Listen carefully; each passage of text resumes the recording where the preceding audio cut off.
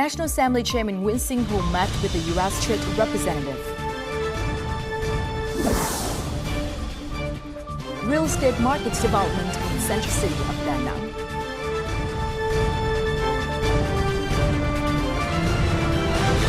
Hello, you're with me, Linh Hương, and it's good to see you again for another episode of Beast Line brought to you by VTV International. As usual, we'll start our show with several highlights in the economic scene for the past week.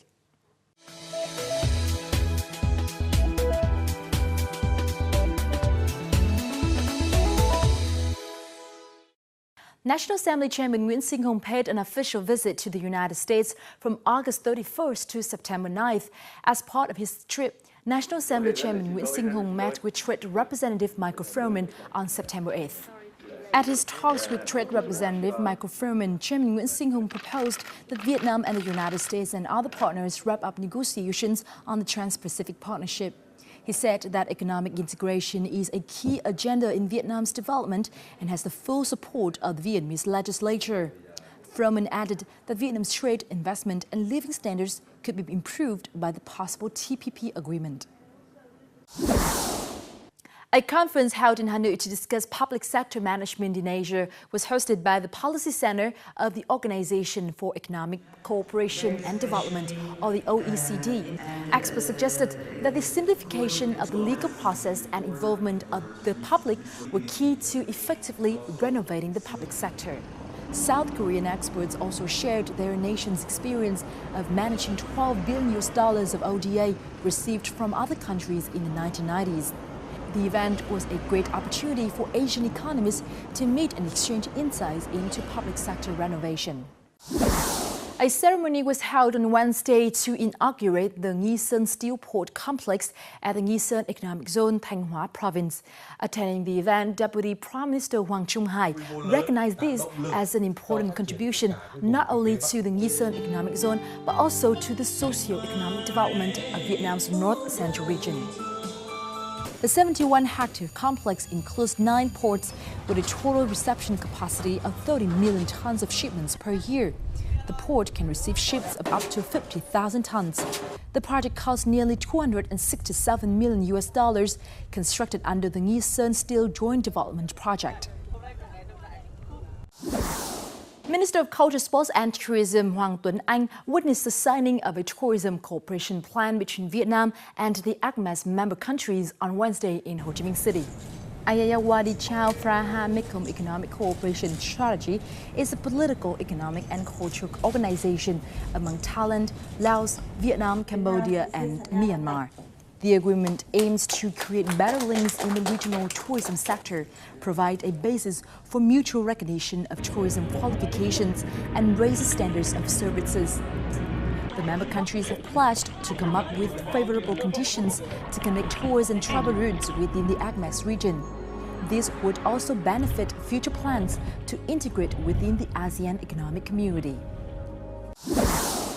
The 19th International Exhibition on Food, Processing and Packaging Technology, or VietFood and ProPack 2015, opened in Ho Chi Minh City on Wednesday. About 350 companies are displaying their products at the exhibition, which runs until September 12th. In addition to domestic producers, a number of food and beverage companies from South Korea, Poland, India and Thailand are presenting their top products. A beverage festival is also being held where visitors can sample free drinks. A conference to review the 4-year implementation of the law on commercial arbitration was organized in Hanoi by the Ministry of Justice on Wednesday. The event has pointed out that the number of commercial disputes settled by arbitration accounted for only 1% of total commercial disputes.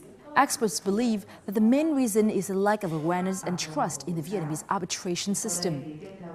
A representative from the Vietnam International Arbitration Center, or the VIAC, the biggest arbitration center in Vietnam, said that the court plays a vital role in improving the efficiency of arbitration in the current context. Arbitration is viewed as a solution to the backlog of court cases in an overloaded court system.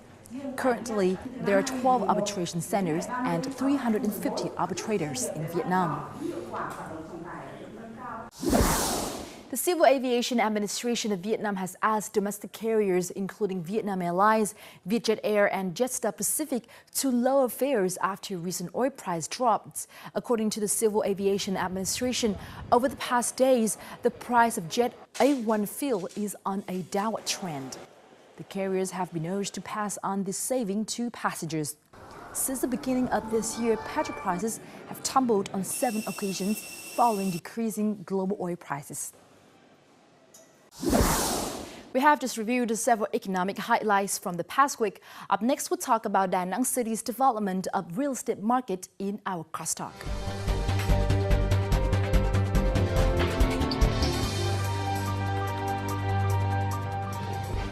Boasting a long beachfront unparalleled in Vietnam, Da Nang City has been Vietnam's premier seaside and fastest growing tourism destination.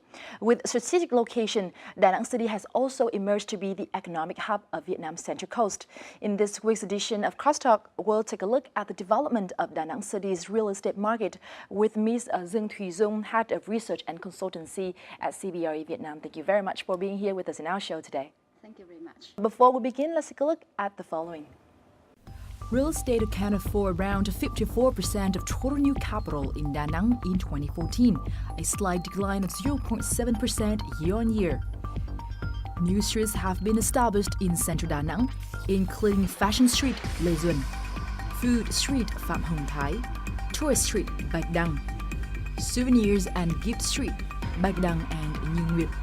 Transportation infrastructure have also been developed, such as the Huế T Junction flyover, which was opened on a trial basis in March. The Da Nang-Quảng Ngãi Highway, to be opened to traffic in 2016, and Phase 2 of Da Nang Port, estimated to be completed by 2018. The city is building a high-tech park within a 25-kilometer radius to Da Nang International Airport, seaport, and the city center. Significant developments have been recorded in retail, office, and tourism real estate markets for recent years. Vietnam real estate market has seen several signs of recovery since the end of 2013. And last year, the transaction number increased while the inventory declined. How about the real estate market in Da Nang City?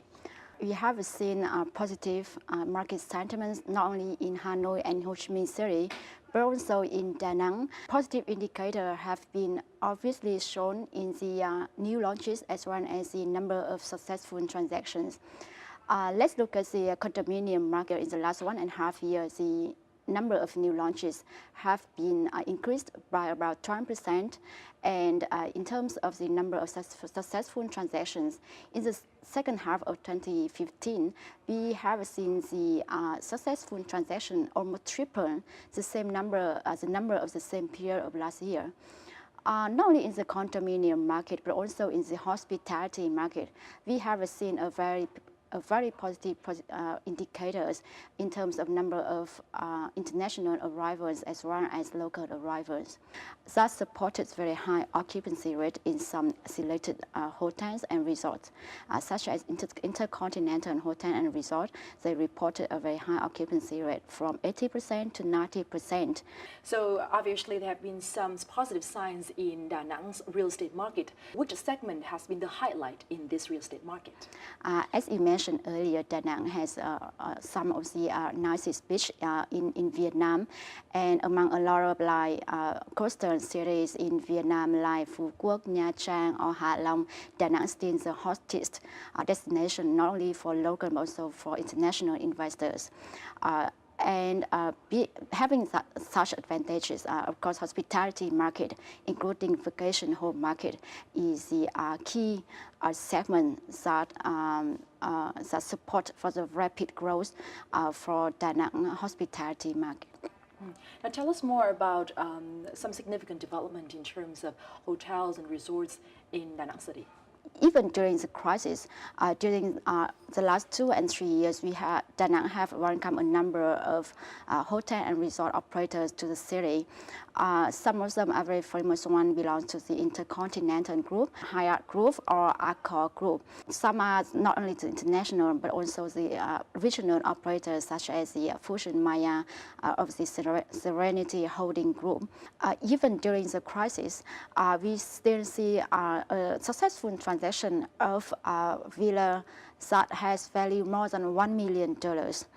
Of course, we also observe some shift in terms of buyer preferences. Instead of launching a villa for sales from $1 million to $2 million per villa, developers, i.e. sellers, they are now target middle-end segment from $250,000 to about $700,000 per villa. What is your assessment of the supply and demand of hospitality property market in Da Nang City? We do not see many supply coming into the market in the last 1.5 years, especially in the last 3 years. Because of the economic downturn, developers, they really hesitate to start new development. Meanwhile, the number of arrivals to the province has on a steady growth, 2.2 million just in the first half of 2015, and that supported a very high occupancy rate at some both new and old developments. That said, that we do not see any oversupply yet in this market. Winning a prize for the best leisure development in Vietnam at the International Property Awards, Hyatt Regency Da Nang is beachfront 5-star resort and luxury residential complex.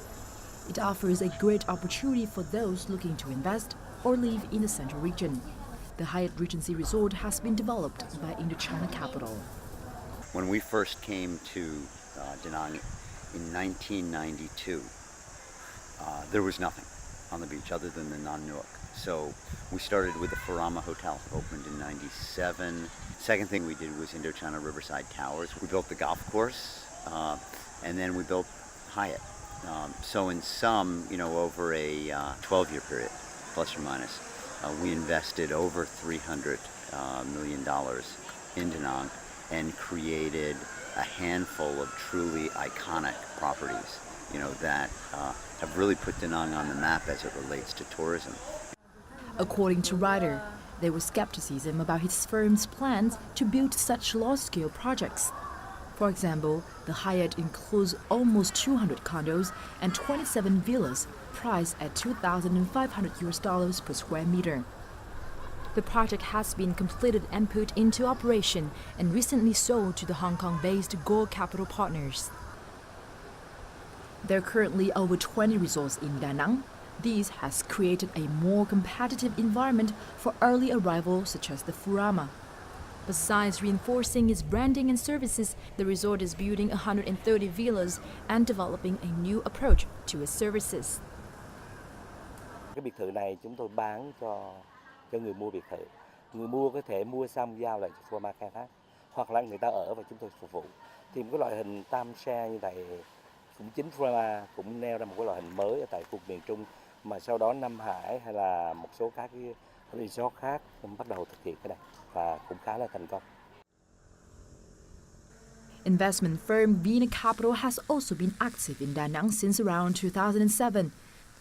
Covering an area of 260 hectares, its Da Nang Beach Resort features 400 villas. Till now, 200 villas have been completed, 80% of which have been sold.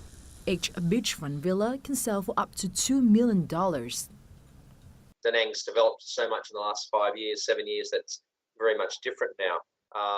So we were able to acquire land at a reasonable price that enabled us to sell a product that wasn't too expensive. If we went there today and tried to buy the same land and do the same development, your sales prices would be significantly more, because usually the biggest cost for development is the land. However, as Da Nang is well on its way towards becoming a tourism and economic hub, promising more tourists, expats and high-income earners, developers are still optimistic about investing in the city.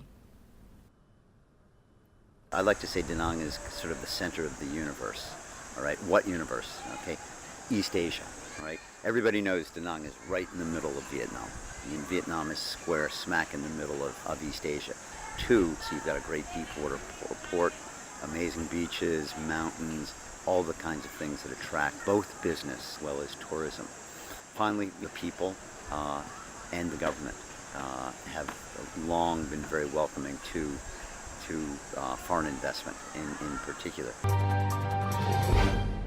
Now let's move on to the office property market in Da Nang City. Da Nang is now striving to become a services and IT city. How has the property in the offices managed to lay the foundation for this development? Da Nang really haven't got any Grade A or Grade B building. Most of the existing office building in Da Nang belongs to Grade C building with more like floor area. Most of the demand source for Da Nang coming from IT and software industry, who require for a very large floor plan, at least 500 square meter. For this requirement, there is only few office building in Da Nang that can meet the demand. Looking forward to the next 2 or 3 years, into the future supply, there is also no Grade A or B buildings that are going to be constructed in Da Nang. That will make the office supply in Da Nang become even more limited. Why is there still a limited number of Grade A and Grade B office buildings in Da Nang City, and what have been the discouragement for investors to invest in building more office buildings in this city? I believe that apart from the demand coming from IT and software industry, as a demand catalyst in Da Nang is not enough to support for a new development of Grade A and Grade B building. Most of the investors, they are looking at the rate on return, and obviously the rate on return for their investment in the condominium and in the hospitality market is much higher than for the commercial properties such as the office and retail market. The demand for office, especially for the high quality office buildings such as Grade A and Grade B, are coming a lot from the FDI sector.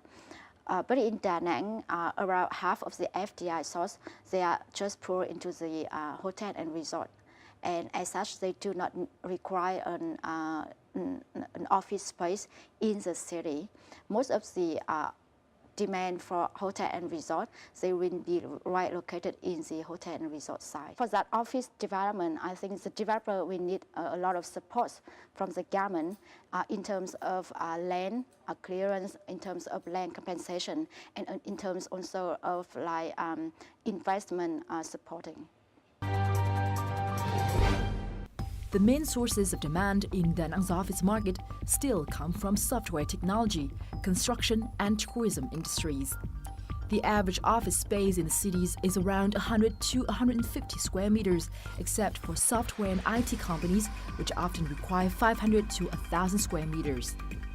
Da Nang currently has 25 office properties, 17 of which are C grade, 7 B grade, and 1 A grade. The average asking rent in the first quarter of 2015 remained unchanged at $10.39 per square meter, a decrease of 4.5% on year. This figure is expected to remain stable until the new projects come online. The average vacancy rate decreased slightly in the first quarter, presenting a 6.9 percentage point on-year decrease. This is expected to decrease slowly until new projects appear. Expansion and new entrants are anticipated to drive the office market this year. Let's move on to the retail property segment. What have been the highlights of this segment in Da Nang City? Same as the office market, the retail market in Da Nang is really underdeveloped compared to Hanoi and Ho Chi Minh City. There are only 7 retail centers in Da Nang, but many of them are just supermarkets. There is almost no decent shopping center in Da Nang. Vincom Shopping Center in Da Nang, the first high-quality shopping center in Da Nang. However, that center only has 30,000 square meters of GFA, gross floor area, which is still very small compared to other shopping centers in Vietnam. For your reference, the biggest shopping center in Ho Chi Minh City has a GFA of 140,000 square meters, and the biggest one in Hanoi is also 170,000 square meters. You see that compared to other cities, Da Nang has a very small retail market. Vietnam has recently allowed enterprises with 100% foreign capital to operate in a lot of sectors, including retail. How is this new policy going to impact Da Nang City's retail property segment? There is almost no foreign retailer coming to Da Nang apart from Big C and apart from Praksan. You know, the living standard in Da Nang is much lower than in Hanoi and Ho Chi Minh City.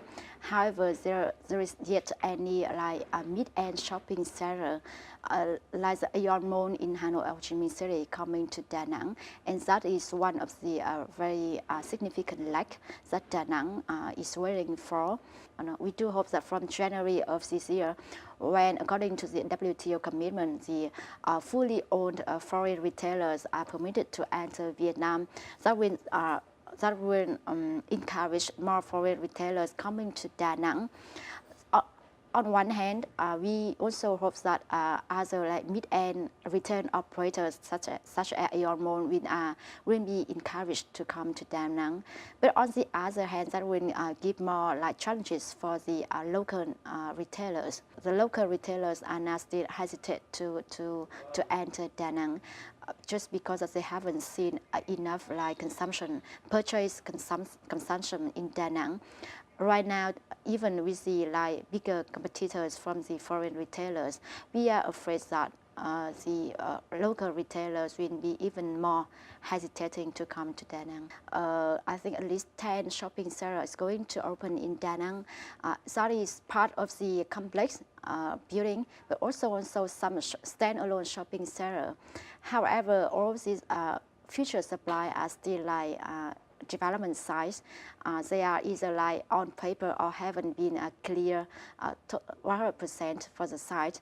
So we think that in the long run, there will be a huge influx of shopping center. However, in the short run, we think that Da Nang still have to face with the limit in supply.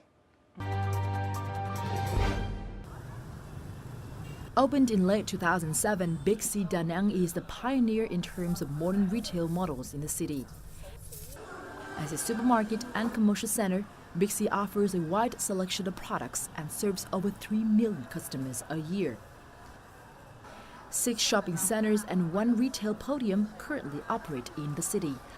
Total retail stock accounted for approximately 136,000 square meters and stable on year due to the entrance of Paksan Plaza and Vincom Center in the first quarter. The average asking rent for shopping centers remained unchanged at $20.3 per square meter per month, an increase of 4.6% on year. Vacancy rate at most other shopping centers went up markedly this quarter. Da Nang's total retail sales reached approximately $810 million in the first quarter this year, down 0.84% on year. Could you tell us more about the merger and acquisition activities in Da Nang City for the past 2 years? Unlike from Hanoi and Ho Chi Minh City, where investors are very focused on the condominium market, our commercial properties such as the office and retail in Da Nang, most of the M&A activities are focused on hospitality market, especially in hotel transactions. We have learned that some high-end and luxury hotel and resort in Da Nang has been searched by international investors for a long time. The ones that owned by Indochina Capital, such as the Nam Hai Resort or Hyatt Regency, has been around the M&A market for about like 2 and 3 years. We just learned that in April, the 5-star hotel owned by Hoàng Anh Gia Lai Group was sold to a company run by Australian Vietnamese earlier this year. The Hyatt Regency is sold to an investment firm from Hong Kong Gold Capital, and we believe that is going to be a trend in the next 1 and 2 years. When it comes to M&A or any kind of transactions in real estate market, what is your comment on Da Nang City's administrative procedure? Da Nang has a very supportive government. That's why Da Nang has been able to attract a lot of FDI, not only in the hospitality market, but also in other markets. But again, I think Da Nang government still have to do a lot to support the investor in terms of paperwork and land clearance. Another key thing is that Da Nang government has realized that one of the demand catalysts will come from the IT and software industry. That's why they offer a lot of support for the IT and software sector. We learned recently that the Da Nang government really welcome the open of FPT University in the city. And we believe that follow suit the introduction of FPT University in Da Nang, there will be more and more IT and software learning center, as well as the manufacturing and processing factory is going to open in Da Nang. And not only the foreign one, but also the local ones. Vietnam has recently relaxed its rules on foreign ownership of property. How will this new policy affect the attractiveness of Da Nang City's real estate market? This amended law only apply for residential market, but residential market include both condominium, but also include villa for sales. In the previous years, there are some foreign buyers investing into the vacation for sale villas in Da Nang. So we hope that together with the increase in the number of international arrivals to Da Nang, there will be more and more foreign buyers eyeing Da Nang as a very attractive investment market. In conclusion, what are CBRE's forecasts for the development of Da Nang City's real estate market? In the short run, from now until the end of 2015, we think that Da Nang market is still on its upward trend for the number of new launches and number of transactions, even though the level of increase wouldn't be as significant as in Hanoi or Ho Chi Minh City.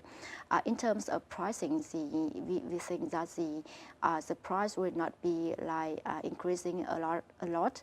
Instead, it will be very stable. In the long run, we think that Da Nang will see a significant increase in new supply because now a lot of foreign investors already eyeing to develop to start its development in Da Nang, especially the development along the coastal line. They are now working on paperwork, so let's hope that in the next 2 years, construction will actually start. Well, once again, thank you very much for spending your time with us in our show today. Thank you very much. Dynamic business climate, critical infrastructural advancements, and the rising number of international quality resorts, all of these compelling factors have combined to make Da Nang City's real estate market an increasingly attractive destination for not just investment opportunities, but also for tourism. And we hope that our crosstalk just provided you with some useful insights into the development of the property market in the central coastal city. And that just wrapped up this edition of East Line. Thank you very much for being with us. To rewatch our show, please log on to vtv4.vn or youtube.com/vtv4go. From our team here in Hanoi, until next time.